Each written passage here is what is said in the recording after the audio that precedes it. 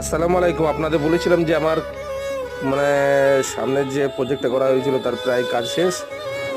এবার আজকে শেষ হয়ে যাবে কমপ্লিট। আগের ভিডিও একই ভিডিও আমি আগে ডাউনলোড ভিডিও পোস্ট করেছি আপনাদের, কিন্তু সামনে যে আমি শেডটা করলাম এর কি কাজ, এর শেডটা করা মনে হচ্ছে শীতে যে ঠান্ডায় ছাগলগুলোর ঠান্ডার সময় এতটা অসুবিধা হয়। আর তারপর আবার বর্ষা আছে, বর্ষার সময় বুঝতে পারছেন 1 মাস আপনার ছাগল বাইরে বড় করা যায় না, এই শেডের মধ্যে রাখতে হয়। প্রচণ্ড কষ্ট, খরচ হলেও আমাকে করতে হবে, কিছু করার নেই। তাই এই সামনেকার শেডটা না করলে চরম অসুবিধা। তাই শেডটা আপনাদের আশীর্বাদের চেষ্টা করছি। হয়ে গেছে, আজকে কমপ্লিট তো হয়ে যাবে। আগের ভিডিও দিয়েছি, তারপর আরও দিলাম একই ভিডিও পোস্ট করলাম। তার শেডটা কেনা করলাম তাও আপনাদের বলেছি। তাই বলছি ফার্ম করলে ফার্মের চেয়েও বড় একটা শেড আপনার সামনে করতে হবে, নাহলে ছাগলের ভীষণ